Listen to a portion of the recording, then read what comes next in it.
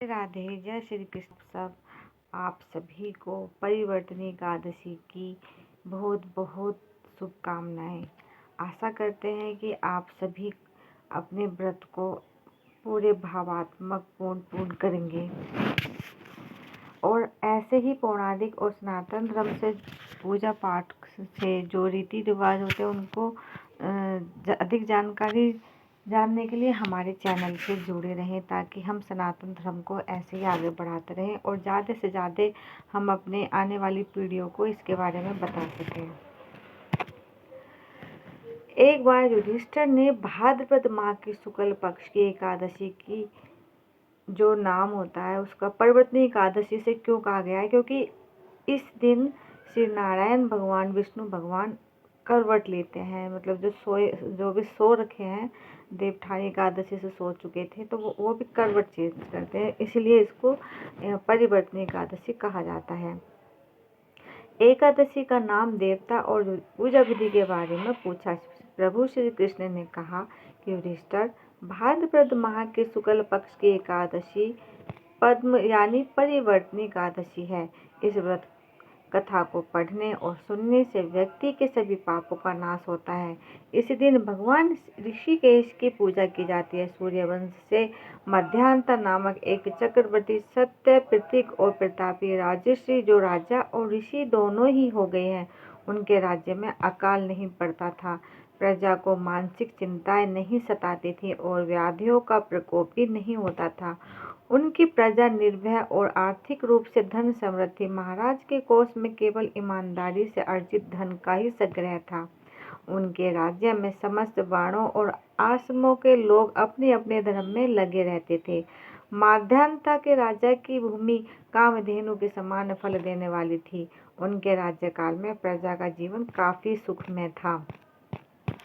एक बार किसी कर्म के फल भोग के कारण राजा के राज्य में 3 वर्षों तक बारिश नहीं हुई, जिससे भूख से पीड़ित प्रजा नष्ट होने लगी। प्रजा महाराज के पास आकर कहने लगी कि आपको प्रजा की बात सुननी चाहिए। जल भगवान का निवास स्थान है, इसलिए वे नारायण कहलाते हैं। नारायण स्वरूप भगवान विष्णु सर्वव्यापी हैं। वे ही मेघ स्वरूप होकर वर्षा करते हैं और वर्षा से अन्न पैदा होता है और अन्न से प्रजा जीवित रहती है। महाराज, इस समय अन्न के बिना प्रजा का नाश हो रहा है, अतः कोई उपाय कीजिए। राजा ने कहा कि आपने सही कहा है। अन्न को ब्रह्मा कहा गया है और अन्न से ही प्राणी जीवित रहता है। पुराण में भी विस्तृत रूप से ये वर्णन किया गया है कि राजाओं के अत्याचार से प्रजा को पीड़ा होती है, लेकिन जब मैं विचार करता हूँ तो मुझे इसमें मेरे कोई अपराध नजर नहीं आता। फिर भी प्रजा के हित में मैं पूरा प्रयास करूँगा। ऐसा निश्चय कर राजा मध्यंता कुछ व्यक्ति को साथ लेकर भगवान को प्रणाम करने वनों की ओर चल पड़े। वहाँ मुनियों और तपस्वियों से मिले। एक दिन उन्हें ब्रह्मपुत्र अंगिरा के दर्शन हुए। उनको देखते ही राजा ने दोनों हाथ जोड़कर मुनि के चरणों में प्रणाम किया। मुनि ने भी राजा का अभिनंदन स्वीकार किया और राज्य के बारे में पूछा। राजा ने प्रजा का हाल बताकर मुनि को स्वास्थ्य के बारे में पूछा। मुनि ने राजा को आश्वासन और अर्घ्य दिया और साथ में आसन और अर्घ्य दिया जिस पर बैठ सके। मुनि ने राजा के आने का कारण पूछा तो राजा ने बताया कि मेरे राज्य में सब कुछ अच्छा चल रहा था, लेकिन किसी कारण से वर्षा का अभाव हो गया। इसकी वजह मुझे नहीं पता। ऋषि अंगिरा बोले, सत्ययुग युग सबसे उत्तम युग है। इसमें लोग परमात्मा के चिंतन में लगे रहते हैं। इस युग में केवल ब्राह्मण ही तपस्वी होते हैं, दूसरे लोग नहीं। तुम्हारे राज्य में एक शूद्र तपस्या करता है और इसके कारण वर्षा नहीं होती है। तुम इसके प्रतिकार में यज्ञ करो जिससे वह दोष शांत हो जाए। राजा ने कहा, मुनिवर, वह तो एक तपस्या में लगा है और उसका कोई अपराध भी नहीं है, इसलिए मैं उसकी तपस्या अवरोध नहीं उत्पन्न कर सकता।